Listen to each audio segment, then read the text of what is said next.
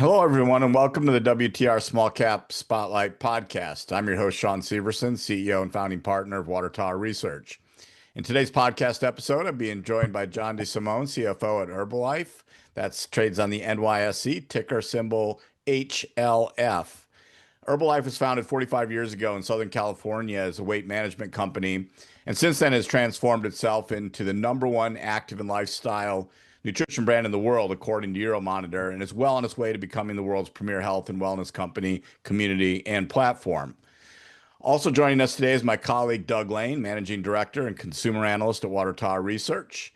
And before we dive into today's conversation, I'd like to hand it over to Aaron Banyas, Herbalife's Head of Investor Relations, for a quick note on forward-looking statements. Aaron? Thank you, Shawn. Before we begin today's podcast, I would like to direct you to Herbalife's cautionary statements regarding forward-looking included in our most recent Form 10-Q filing and earnings release, which are both available under the Investor Relations section of Herbalife's website. The Form 10-Q and earnings release include a discussion of some of the more important factors that could cause results to differ from those expressed in any forward-looking statement within the meaning of the Private Securities Litigation Reform Act of 1995. As is customary, the content of today's podcast will be governed by this language. In addition, during today's podcast, we may discuss certain non-GAAP financial measures. These non-GAAP financial measures exclude certain unusual or non-recurring items that management believes impact the comparability of the periods referenced. Please refer to our historical earnings releases and presentation materials available under the Investor Relations section of Herbalife's website for additional information regarding these non-GAAP financial measures and the reconciliations to the most directly comparable GAAP measure. And with that, I will now turn it back to Shawn to kick off today's discussion. Great. Thank you very much, Aaron. And hello, everyone, and thank you for joining today's podcast. And John and Doug, welcome. Thanks, Shawn. Thanks, Shawn. So I'm going to jump into the first one. John, you just reported 3Q results. For the investors listening today, can you just run through some of the highlights from the release? Yeah, I guess I'll start with what I think the most important message is that we have accelerating momentum. Within that context, there's strong top-line results. That's one, so keep that in mind. Within the strong top-line results, we had growth on a global basis. And importantly, we had growth in the USA, net sales growth, which was the first time we've had net sales growth in the USA in a little over 4 years. So the top line is performing really well, and that's the first takeaway from I think our results. The second is we had strong cash flows. We also generated strong free cash flow in the quarter and strong operating cash flow. Our operating cash flow was up 40% over last year, and our free cash flow was up 60% over last year. So we're generating strong cash flows. Third is we're continuing to pay down debt. We paid down the last of our current maturities in September, almost $150 million. We don't have any material maturities happening until 2028. So we've got a long-term view on debt. And our leverage ratio, which is the fourth point, is down to 2.8 times. As a reminder, we started out last year at a leverage ratio of 3.9. So it's a meaningful improvement. So again, just to recap, we have accelerating momentum underlined by strong top-line growth, strong cash flows, increased pay down of debt, and a meaningful improvement in the leverage ratio.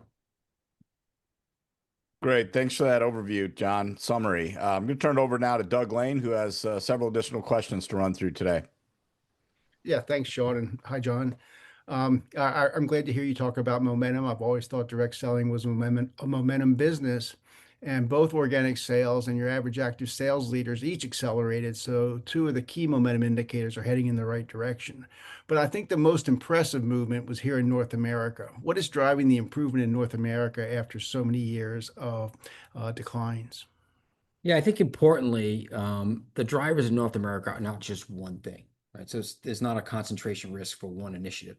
It's the culmination of a lot of initiatives that have been implemented over the last 7-8 quarters that have improved momentum over those 7 or 8 quarters that culminated in sales growth this quarter. So I'll go through those initiatives. So one is a focus on bringing in new distributors. That's one.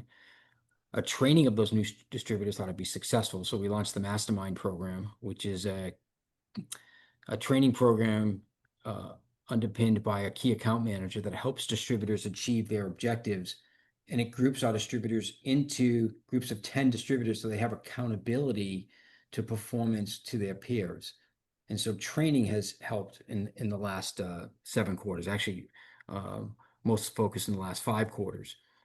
Then technology has played a huge role. And so with technology this year in the US, we launched new e-commerce tools, speed to sign up tools, easy ordering tools, lead generation tools. We're in the process of launching a customer loyalty program. And then, of course, we launched Protocol in the beta form in July to some top distributors. So technology has helped. And then we laid on top of all of that some key new product launches, including the multi-burn product launch, which is a weight loss product, and the baseline product that was launched with Protocol, which is a lifestyle lifespan product. So it's a lot of initiatives that altogether have driven momentum in the US. No, there is a lot going on there for sure. And you mentioned Protocol, and you've come very far, very fast in developing the Protocol app since acquiring the technology just 7 months ago. Where are we now with regards to its commercialization, and what are the plans for a global rollout of Protocol? Yeah, first I'll summarize by saying we're on time. We're on the schedule that we laid out for investors when we purchased Protocol. That timeline included a beta launch to our to a material amount of US distributors in July. And so we launched a little less than 8,000 distributors in July. Then just 2 weeks ago, we launched the beta app to the customers of those 8,000 distributors. So we wanted to launch it to customers who have distributors that know the app. That was like I said, 2 weeks ago. And then in December, we will launch it across the US, Puerto Rico, and Canada to all distributors and all customers. And what about the rest of the world? What's the plan there? Well, we haven't announced a formal plan other than we will roll it out to other meaningful countries next year. We have a plan. We haven't publicly disclosed it yet, but we will come on next earnings call. Well, I mean, you did mention it was beta 2.0, so it's obviously still under beta testing. So I guess a lot will depend upon the success of beta 2.0 and your comfortability with the technology that you have. Like I mentioned, it's come very far, very fast. So I'm sure that you're getting a lot of comments back from the field.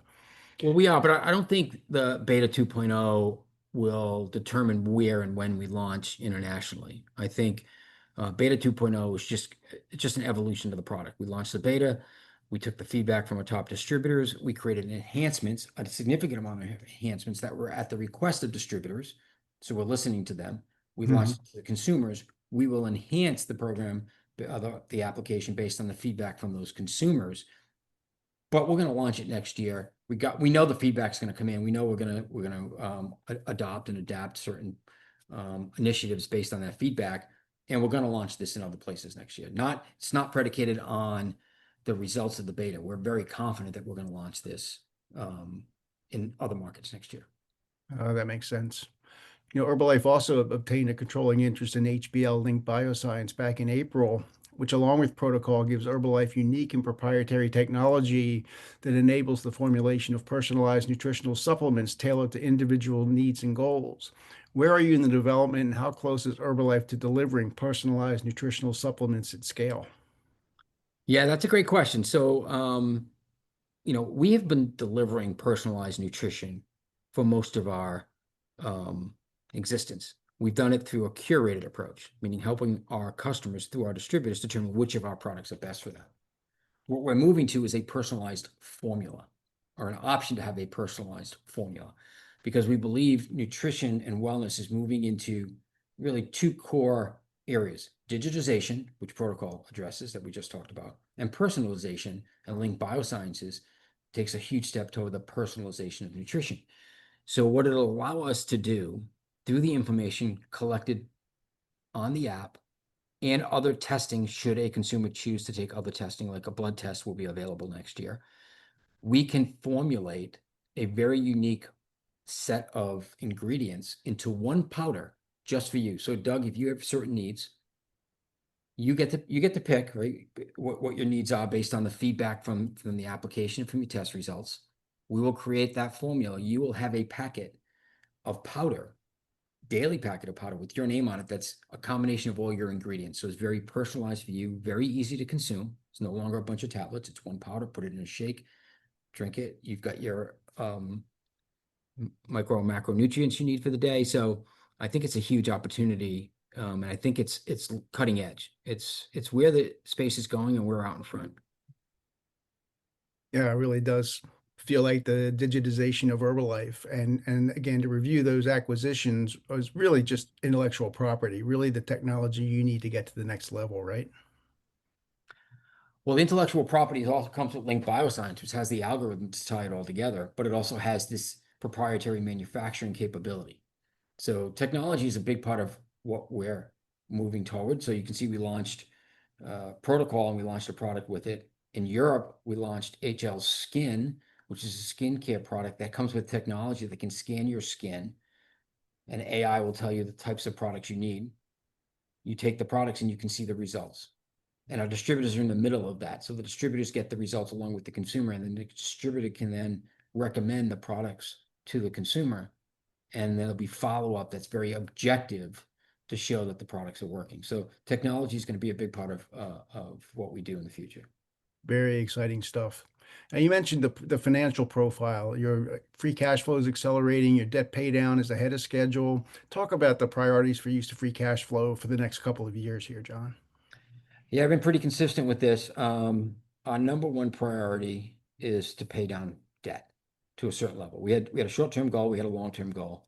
We've already achieved our short-term goal, which is we wanted our leverage ratio below 3 times. It's at 2.8. The longer-term goal is we wanted to pay down, at the time we made the commitment a year ago, $1 billion of debt between then and 2028.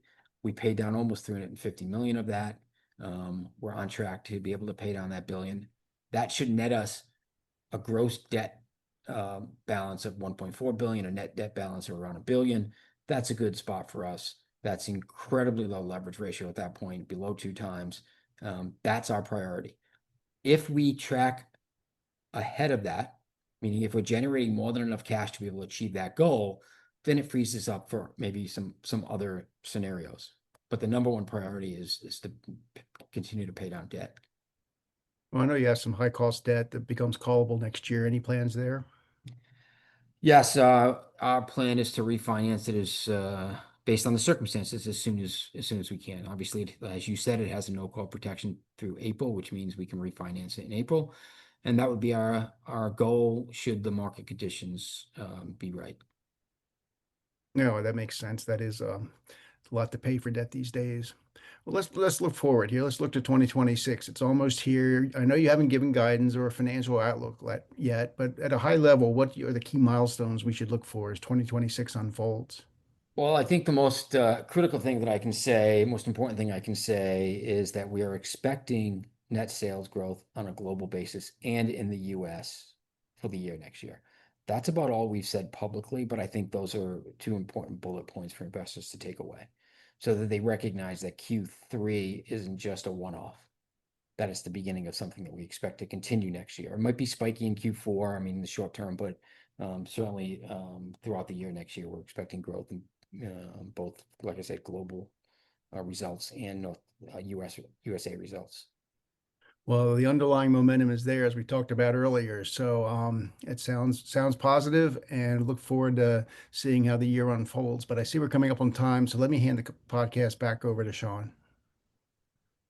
Great. And thanks for the overview today, John. That was great. Thank you for all our listeners today as well. And to my research colleague, Doug Lane, for also joining us.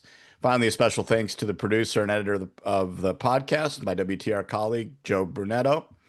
Thank you for listening, and don't forget to subscribe, as well as visiting www.watertowerresearch.com to stay up to speed on the company's small cap written research, reports, podcasts, fireside chats, and conference schedules. We'll see you next time for another edition of WTR Small Cap Spotlight. Thank you, everyone. Have a great day.